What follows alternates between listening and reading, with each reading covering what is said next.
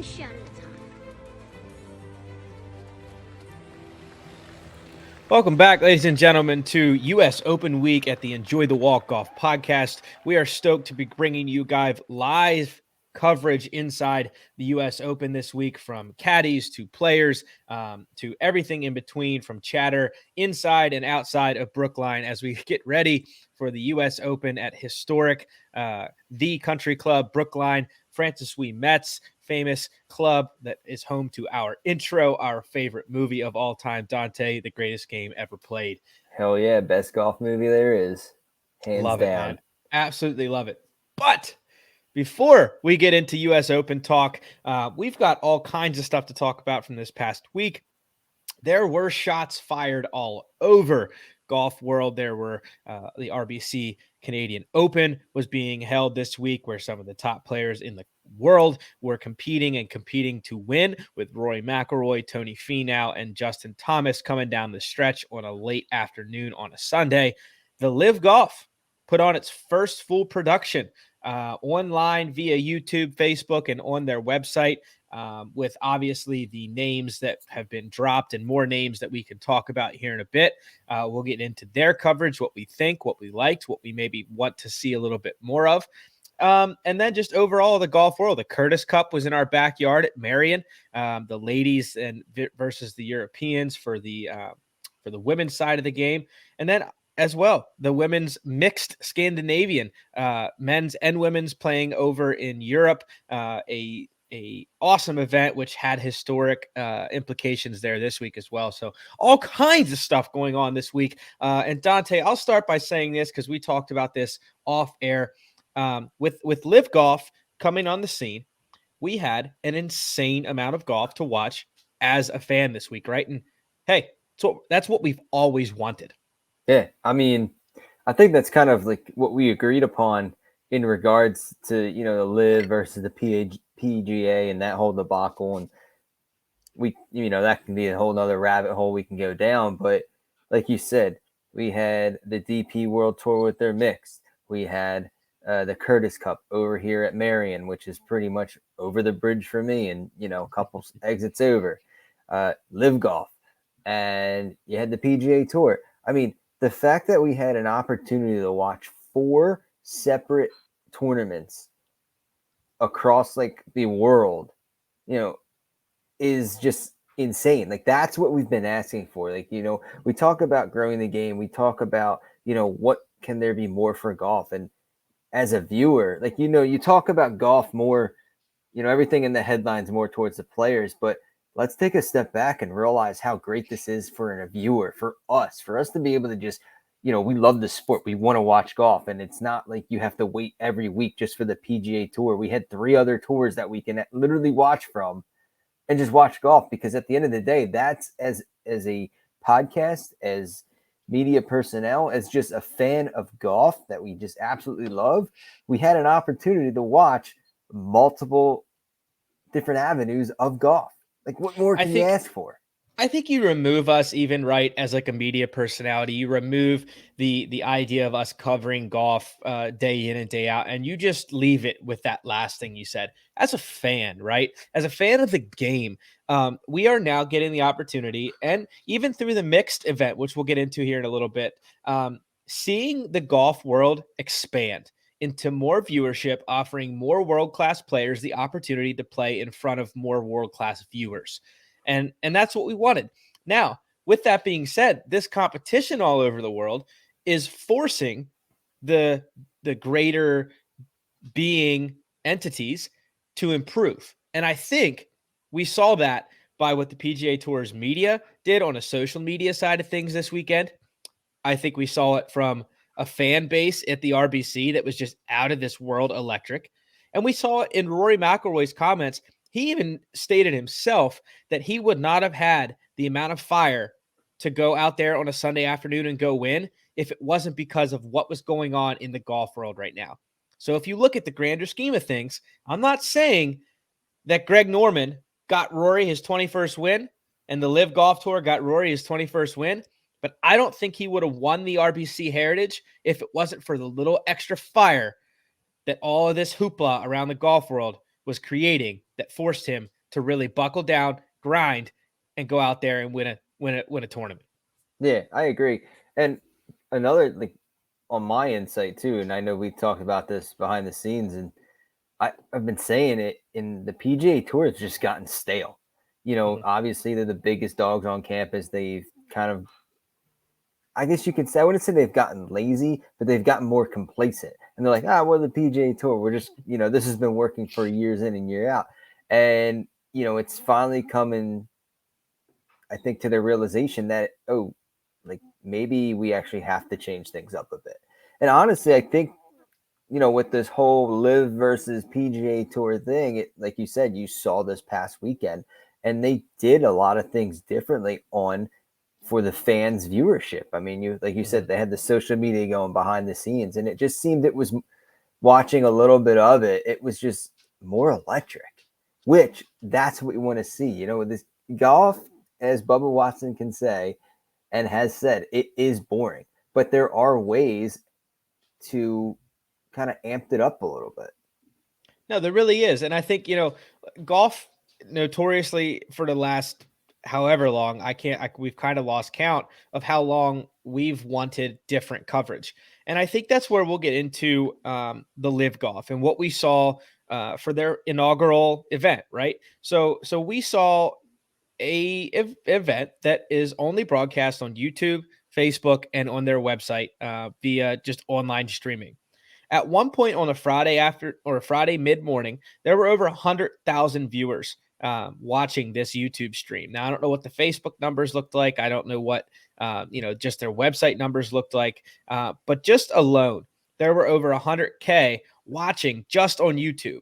And I think for a first time out, that's a good many viewers watching at any given time, right? It's steadily held above that 100K number for a majority of the broadcast. And I think, for everything being considered of it being their first event, it was action-packed golf coverage. Yeah, I agree. And I mean, I don't know what you viewed it on, but I viewed it on directly from their website. I had it, add an extra tab at work, and, had it on and kind of went back and forth to see what it was. And, I was actually very impressed with what they had. And it's kind of what I'm hoping the golf broadcasting on all tours across the world kind of move towards, because I mean, it takes kind of the frame from YouTube, right? From all these YouTube content creators, like the Kyle Berkshires, the GM golf guys, the good guys, right? All of them, the Rick Shields, the Peter Finches, they show a lot of their shots. Right? A lot of their driver shots, a lot of their iron shots, chip shot, and it's kind of lessened with the chip and putt. And that's kind of, everything, in my opinion, too, is, you look at this, they're so honed in around like what the swing looks like. And everybody wants to see someone swing, and just wants to hear like a crisp, pure iron shot. That's something we kind of love to see on a viewer standpoint. And what LIV did, I think we can go into this a little bit later as well, is how great the shotgun start was. I didn't like it at first, but on a viewership standpoint, it was sick, because it literally was everybody teed off, watch driver shot, and then you watch the second shot, and it was just clip after clip after clip. And that's what we've been looking at. And I think that's the progression we need to go towards. Well, I think, right, the number one thing you said to me, which I just found this going on to livegolf.com, you always used to love the ability to go on after the round, or, when you couldn't watch it, the full 8-hour coverage or 6-hour coverage, and just go ahead and replay it, right?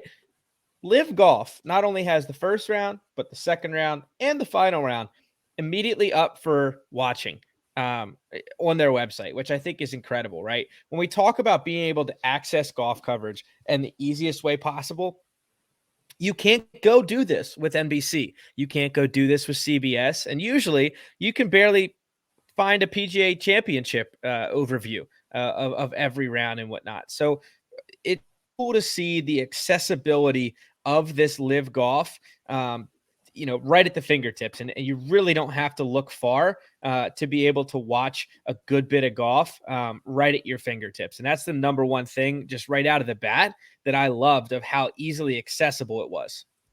Yeah, I mean, that's another thing too. Like you come in and watch like the PGA Tour or any other tour live, and say you're working all day or working all morning, and you come in and you can only watch it at from 3 to 4, or 3 to 5 o'clock, and you're only getting out of that of what's being played at that very moment, right? Like, what if on the PGA Tour, your favorite player decided he teed off at 6:30 or early in the morning, and he's already done, and then all these other guys are coming through. It's like, nah, like I want to see that player. Like, why can't I go back, see a replay rather than having to record the entire thing? And that sometimes you don't even get all of it because it's spread out from 6 to 6. It's a 12-hour span. Obviously, that's something I love to see. And like the whole replay thing, I know, we always kind of go back to the Masters, but the Masters does it absolutely right. I mean, I was able to watch 4 or 5 players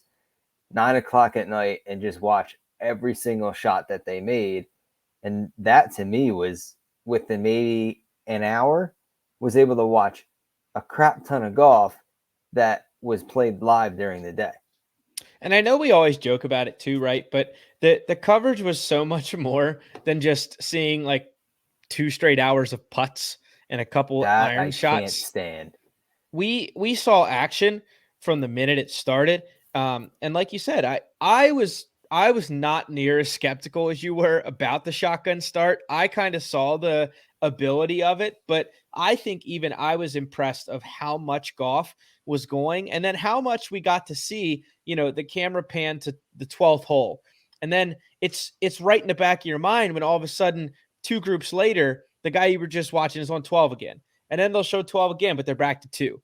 And then it was back to 12 again, and then back to 4, something like that. Like, you got to see, like, and you got to be really familiar, I thought, with the golf course a lot quicker as well than you would with just a PGA Tour coverage. Yeah, I agree too. I mean, I'll still stand by it. I hate shotgun starts. I just don't like it, even when I'm playing in my own tournament. I guess you can say, old school.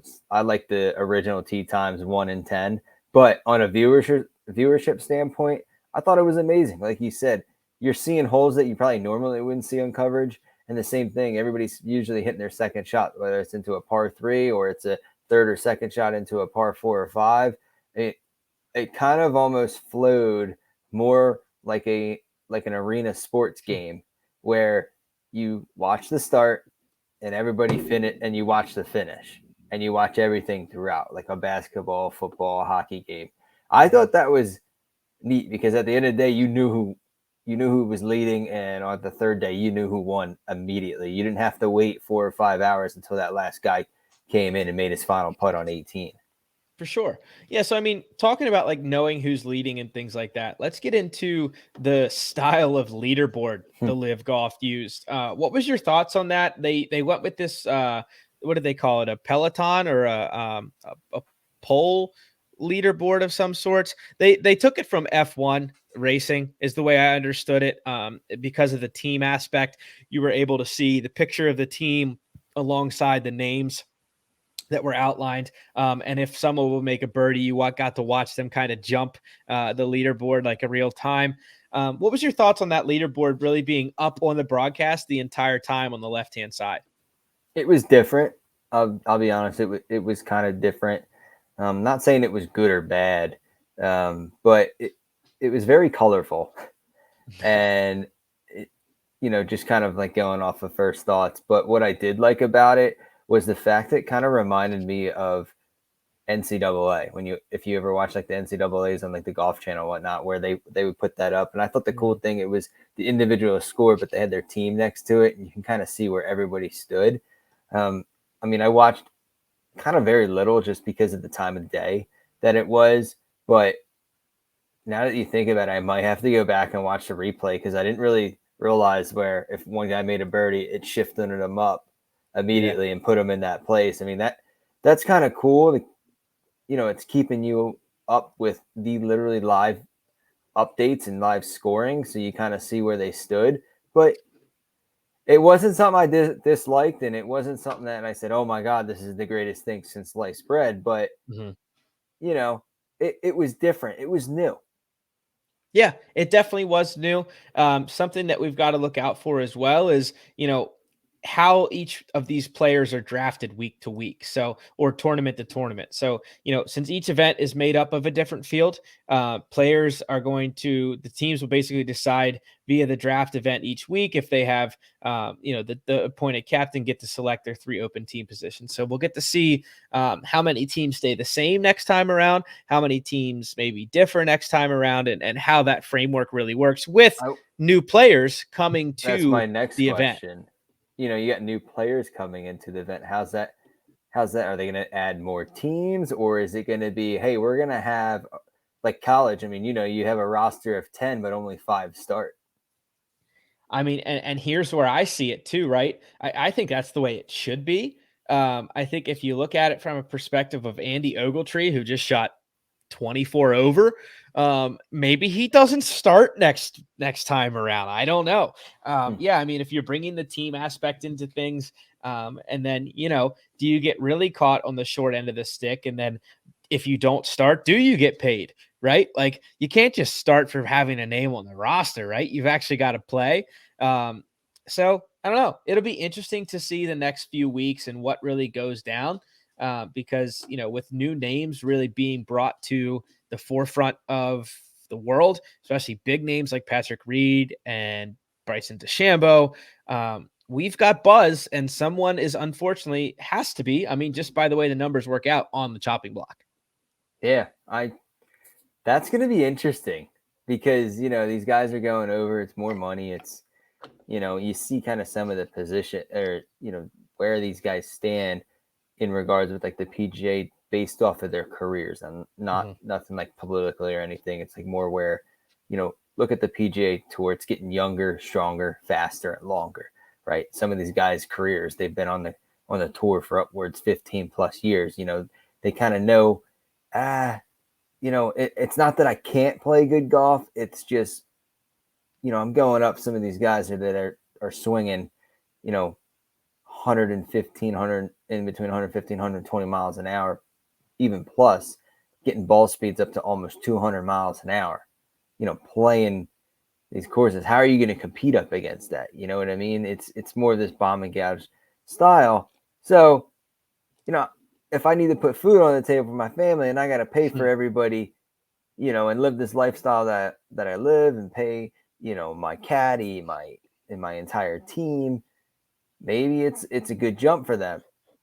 But if you're throwing in this little loophole app, or who knows what's going to happen if you have more people on the tour than you anticipated. So now you got to have guys on the cut line in regards to not making the team. What is going to happen? That's going to be interesting and strategic if we go down that route. There's no doubt. I mean, it's definitely something where the coverage was not horrible in any means. I thought, they made some blunders by, saying, all right, we're going to Brendan Grace. And then they go to like Scott Vincent or something like weird like that. Like they went to a couple different players throughout the broadcast, and they initially announced they said so-and-so was at a certain score and they were at a different score. But I'll chalk that up to the first event, the first broadcast really going out there, and maybe they were looking at a different screen or something. God knows how many screens they have backstage. I mean, it's what probably they're looking moving at so fast that you're going to have those slip ups. It was moving so fast from a fan standpoint. There wasn't a point where I was like, oh man, I'm going to go take a snooze and catch it, because it's only on for 4.5 hours. It's only on for 4 hours. If you do take a snooze, well, maybe you might miss it. That's the length of a baseball game these days. You watch an MLB baseball game, it's a 4-hour game. I mean, you watch start to finish, but baseball, you can kick the feet up, throw the head back, and next thing you know, you're passed out for the next 5 hours. Sure. This, from what I watched, I was on my toes, and I missed probably, I clicked on it, watched maybe, I think within a minute, 5 to 10 shots. Next thing I know, it's halfway over. And like you said, it was just going so fast. You kind of couldn't keep up on a viewer standpoint, which we all know golf is a lot slower and can be theoretically boring. That actually kept it more upbeat and fast paced. No, it really. When you look at just from an enjoyment as a spectator, I can only imagine there was tons going on throughout the day there, like on the course, and I can imagine just everyone else that watched it with an open mind enjoyed the coverage because it was very fast paced. There was not much downtime during the entirety of the broadcast. No, not at all. You probably saw maybe 20 to 30 shots, then they clipped to an ad, which was their ad, and then they clipped it right back, and you watched another 30 shots, which if you say, hey, I can only watch like a good 5 to 10 minutes, you're still going to get a crap ton of, I guess, content viewership from the event that you're watching, which is great because when you watch, I'm not knocking the PGA Tour, but at the same time, I'm knocking the way that they do the broadcasts. You can maybe see 2 or 3 putts and watch like 4 or 5 minutes of commercials. And the next thing you know, you're like, on to something else. Yep, exactly. No, it was fun. I'm excited to see the next up and coming event, June 30th, out in Portland. So they're coming stateside. They go Portland, then they go Boston, then they go Portland, Bedminster, Boston, Chicago, and then out across the world again to Bangkok and Jeddah, with the team season-ending championship being held in Miami. So excited to see what maybe changes they make if they say, hey, this worked, hey, this didn't, and so goes on. And then from there, I'm excited to see who continues to make the jump because I don't think we're at the end of guys making the jump. Pat Perez just announced and said he's going. I would imagine in the next 3 months, by the time we get to Chicago in September, I'm willing to bet at least another 20 names jump of some way, shape, form, or fashion. I think that's a conservative number, which then begs the question, are they going to be like the Premier League or like the F1 series where, hey, we might need to add, if you're talking in F1 terms, are we adding a couple more cars to the race? If you're talking in Premier Leagues, are you adding a few more clubs? Like, how are they going to accommodate more players?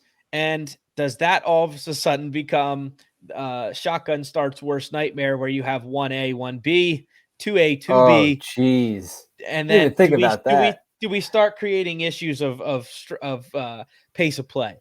So it's going to be interesting to see how they handle all the hype and more guys jumping over.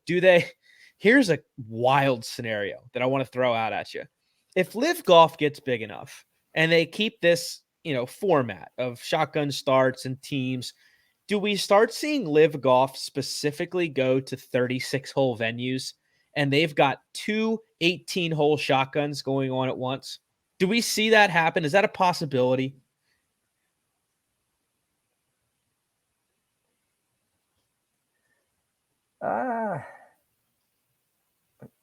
Yes. I love it. Because I think they just want to throw people to the wolves and see what happens. And I think that would make for such interesting golf because you're going to have 2 separate players playing on 2 separate courses. Yet it's going to also come back to the team thing. So I think there's going to be I think they're just trying to throw a whole bunch of cards out, and you got to play your best hand and strategically move yourself around because not only is it individual, it is team. So I think that would make for interesting, that would just, for content alone, I think that would make for interesting ways for what the LIV can do that just create new ways to make, I guess you can say, more golf more vibrant. Oh, no doubt. It'll be interesting to watch. I'm at least here to see where they go next. I'm here to see them play in Portland. I think that's exciting. Their first event stateside, and then let's see who else plays. I mean, again, it's I think Pat Perez is far from the last name to jump himself out that direction. So we'll just have to see exactly where where it goes from here and what people continue to make their commitments. And, I think the biggest eyes we got to keep on is the guys near the bottom. Do they get bumped? Do they stick around? What exactly happens? So definitely excited to see what happens and excited to catch another LIV Golf event online. I think Dante, you said you watched the link via their website last time. I watched via YouTube. So I think in true detective fashion, I'm going to have to watch maybe via Facebook next time just to see how that stream goes as well. Yeah, switch it up, see how it goes. That's it. Well, guys, as always, you can go to @EnjoyTheWalkPod on Instagram and Twitter to check out our latest and greatest from following the U.S. Open, as well as going to www.enjoythewalkpod.com to check out the latest merch from us. Guys, we are dropping a couple of our older U.S. Open specific designs. Nothing new this year, but maybe new to your closet. So go check it out. As always, we love to see our merch out and about. So if you're wearing some of our merch, tag us @EnjoyTheWalkPod on Instagram, and we'll be happy to reshare. So Dante, we've talked LIV. We liked what we saw. Talking across the pond, I guess you could say, into this Scandinavian mixed event, which I think is super cool. Didn't get a ton of coverage until history was made. But first, let's just talk on the fact that we saw a European Tour mixed event, and you've been screaming from the mountaintops to see more and more of this. Yeah, I mean, there's different respected tees for a reason, right? There's different yardage. It's not like you're just going out playing a course and it's always 7,000 yards. I mean, there's tees for a reason. You play your respected tees and you can honestly compete against anyone. And why not I've been saying the PGA Tour needs to do this with the LPGA. Have a mixed event. I think it would be great for the game of golf. I think it'd be great for the tours, all the exposure of the players and all that. And, it's a universal game. So why not make unisex, I should say. It's basically a unisex game. So why not throw them on the same course, play your respected tees, and see who comes out victorious? Yeah, no, and I think, how cool to not only see this event, but then all of a sudden, come day 3, see a woman on top of the leaderboard, and not just by a couple, by a whole bunch. Absolutely smoked the field. When you talk about people who are just playing at the top of their game, it's just absurd to me how much she won by, right? When we're talking about a woman that won by 6 strokes, 14 strokes clear of the next woman, she just absolutely murdered the field. So shout out to Lynn Grant. They did play their respective tees. Like you said, the men were playing from a different set of tee boxes than the women. But she is an absolute stud to beat the entire field by more than 6 strokes. It's just crazy cool to see. I want more of it. Yeah.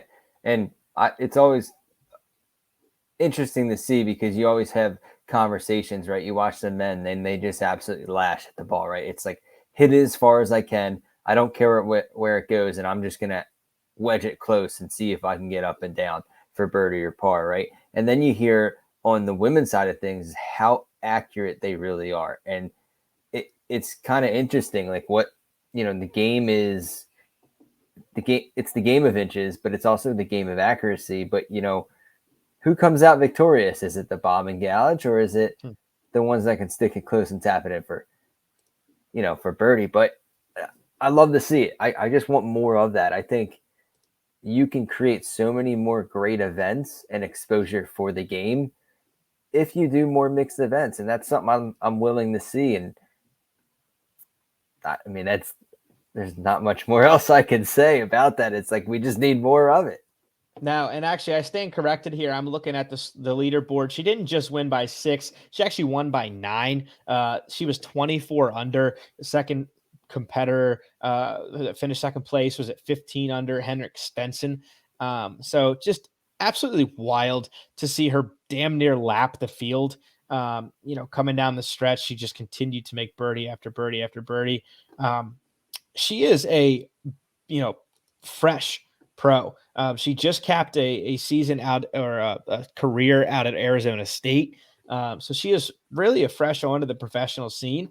So excited to watch her, continue to grow and get just more involved in LPGA events, European Tour women's events, and see her succeed, because Lynn Grant shooting 24 under in a mixed event, absurdly low. And I cannot wait to see more from her in the future. Yeah, it's going to be exciting to watch. And, like I said, hopefully we see more events from that side of that tour. Yeah, absolutely. I'm here for it. And I know you are as well, because you've been begging for it, over the past few years. But as we continue with women's golf, we talked about the Curtis Cup being in our backyard at Marion. I know I had a couple buddies out there that played Marywood golf. Old Nick Biondi was out there. Jesse was out there. Jesse Bigman was out there too. So shout out you guys for going to support women's golf. Really cool to see the Curtis Cup get this much notoriety again this year. And being with it canceled because of COVID, this was actually the second year in a row that we saw the Curtis Cup being played. So, overall thoughts after the U.S. taking home the Curtis Cup, Dante, and seeing it 2 years in a row. I want to see this every year. I love seeing this kind of golf. Well, it's with amateurs, right? You get, the true love of the game, right? The true passion is through the amateur status. And, a lot of collegiate players get up on it and they're in it. And you saw the pride that they just wore. I mean, they had paint of the American flags and the Irish and the Great Britain flag on the other side. They wore their colors proud. And it was basically Ryder Cup mentality that you see on the men's game. And they were just absolutely going after it and so focused and energized and just loved being out there. And the fact that it was right here in our backyard at Marion, which I love being able to see events at that golf course, because that golf course is absolutely just pristine and gorgeous, and love seeing that track, because if I wanted to just hop in the car and just drive by it, I can, which I feel like that helps as well. But I caught like the tail end of it, and it was a good hour, and I glued myself to the couch and just, I don't think I moved. Well, how cool is it too? You don't really see this too often of college teammates getting to play together. We saw it in the Ryder Cup with great buddies of Justin Thomas and Jordan Spieth getting able to play together, but actually like teammates on the same college, getting to play together in a golf team setting. That's what Rachel Heck and Rose Thang got to do this week as well, and they absolutely just took the cup away from the other team, just going undefeated. Absurd to see just such good play. And I shouldn't say absurd, because these women are in crazy, crazy great talents in the game. And I think overall, just watching that this week, it was my greatest synopsis of everything, right? Like, I was just so impressed with the talent and overall poise of these young amateur players on the women's side. I say it once, I'll say it again. You say it once, you say it all the time. These women players are such pure ball strikers, no matter what club they have in hand.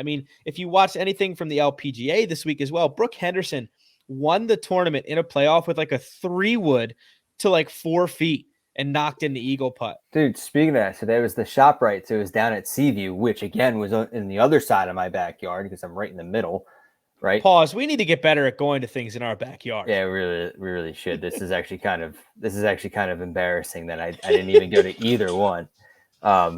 Same weekend too, right? But last year I played in an event the weekend after the ShopRite LPGA, and just to show how good of ball strikers they are, we were playing basically the same tees, because the course is like 62, 63.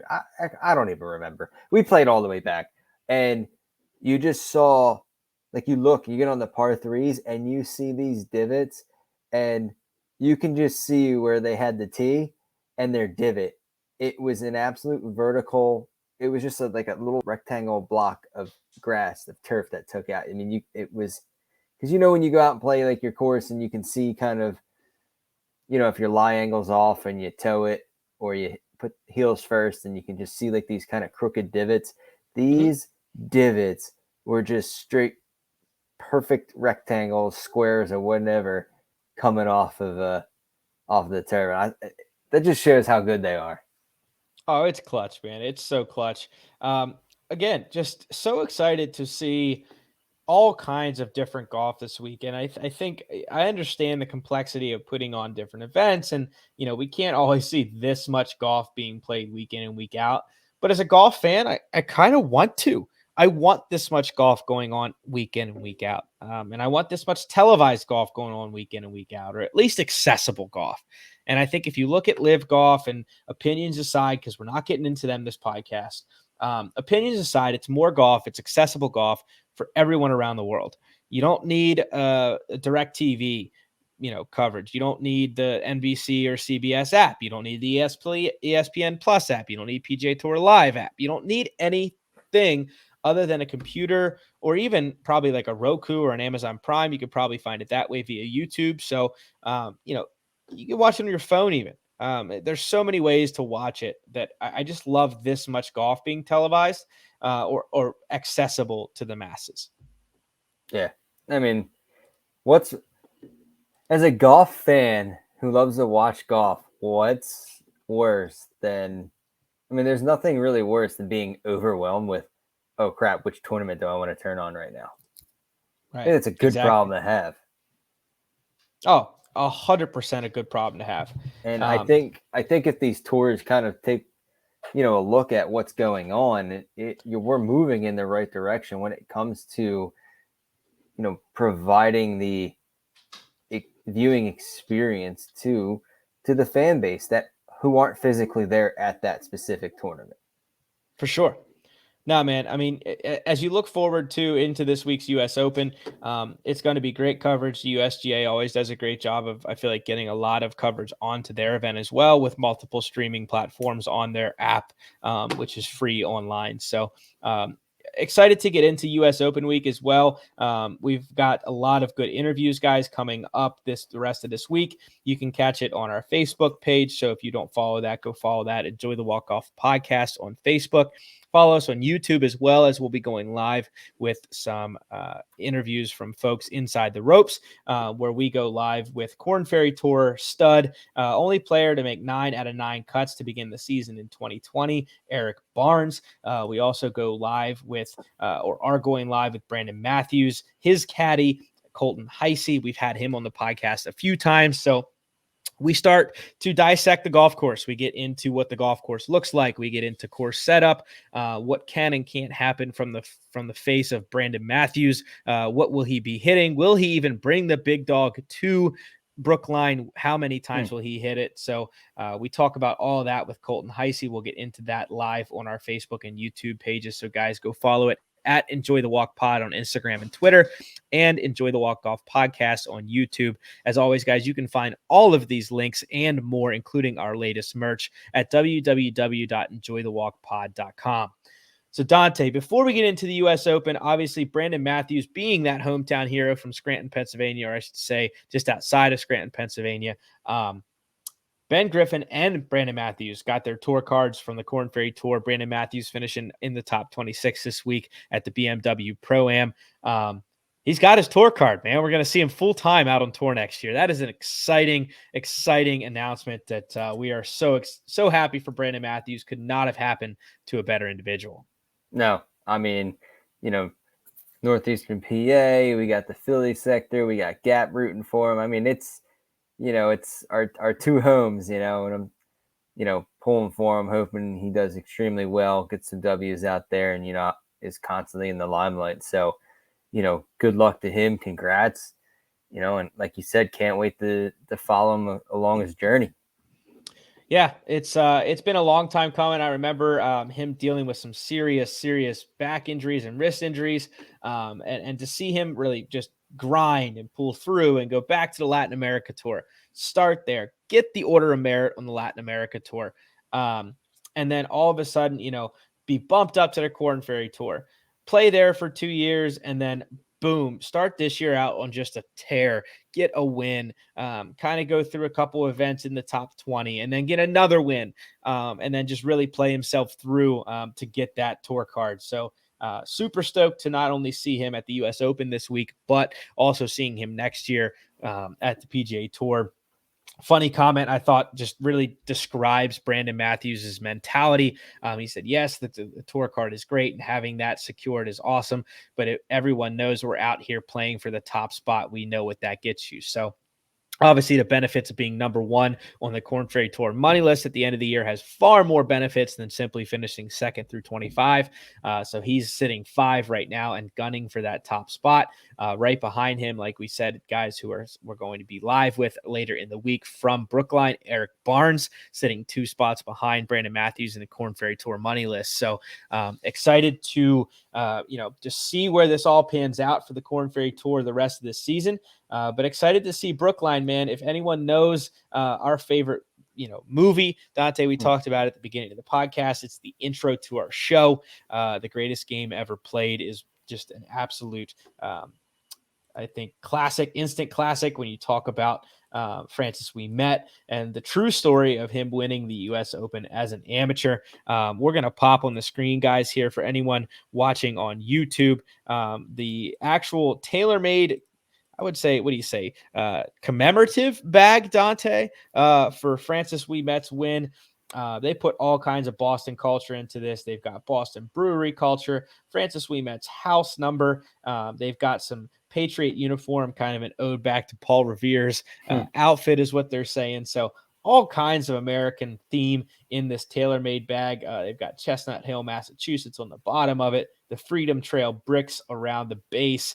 Just an absolute stunning bag, Dante. I think when we walk to the majors, this is one of the coolest and just best things. They've got April 18th, 1775, night of Paul Revere's ride. 1 if by land, 2 if by sea, the 2 little lanterns there. That's just a great touch.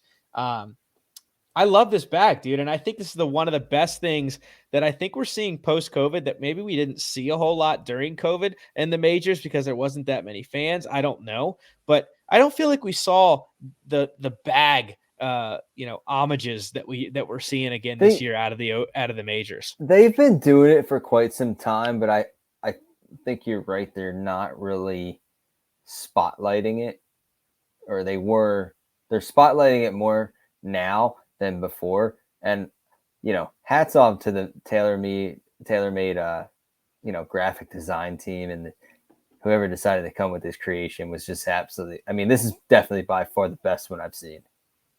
Yeah, I haven't seen a bad comment on Instagram for it, and I just think the weathered look of it, the scripty tailor-made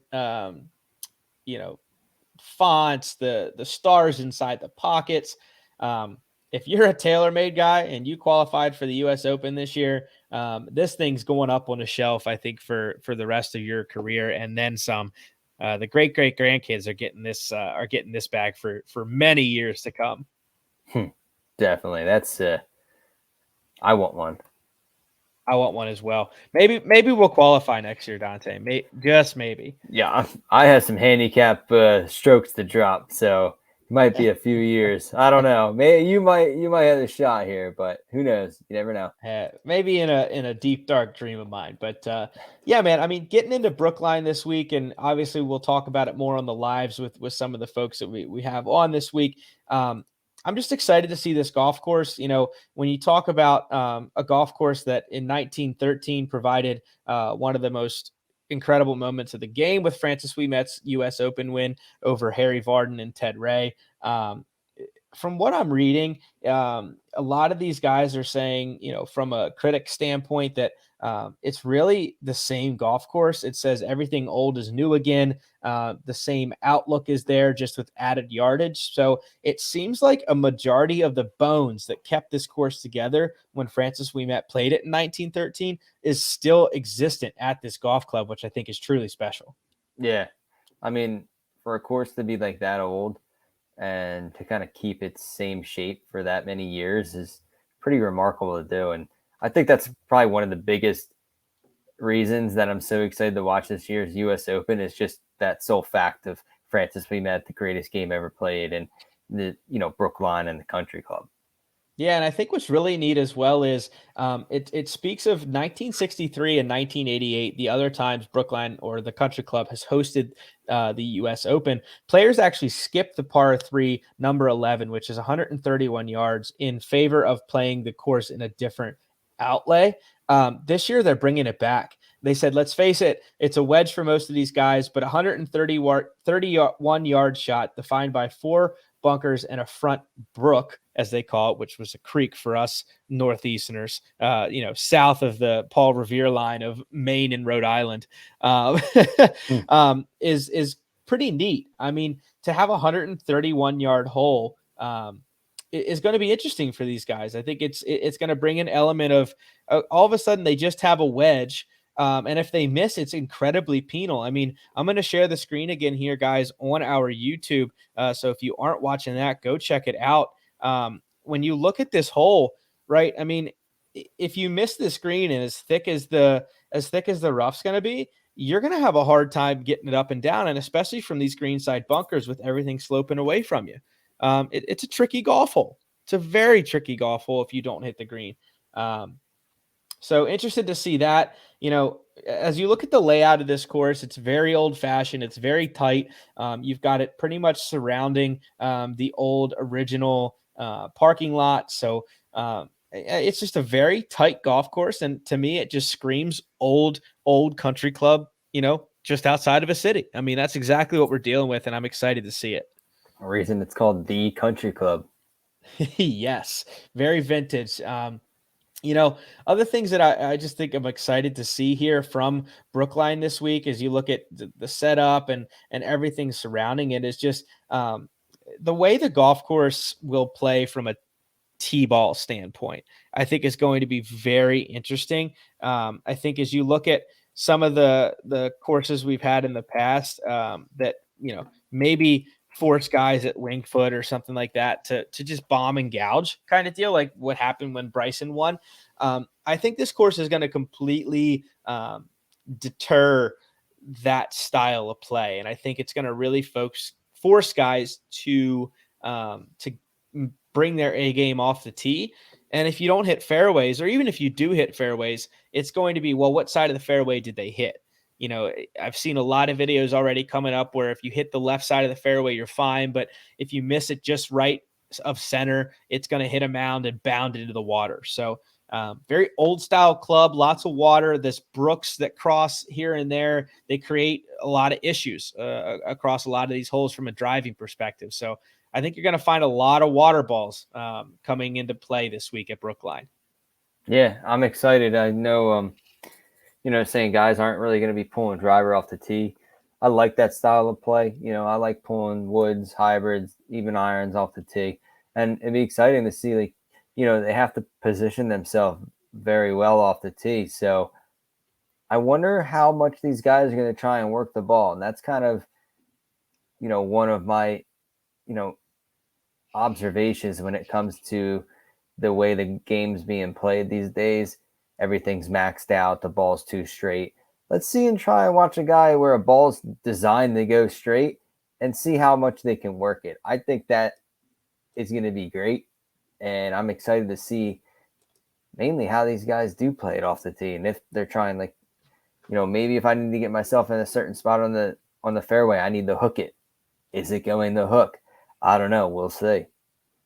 No, for sure. It's going to be fun to watch. I know that, guys. So, stay tuned for our lives the rest of this week. As we go live with Colton Heisey, PGA Tour caddy for Brandon Matthews, and as we go also with Eric Barnes, Korn Ferry Tour top 10 on the money list, as well as I would say Mr. Consistent this year of 9 of 9 cuts made before the BMW Pro-Am.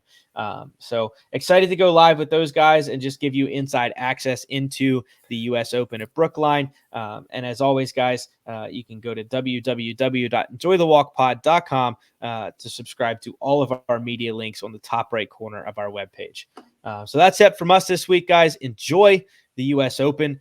We will be checking in via all of our social media accounts. So go check that out at Enjoy the Walk Pod on Instagram and Twitter. And as always, guys, you can get out there, carry your clubs, and enjoy the walk.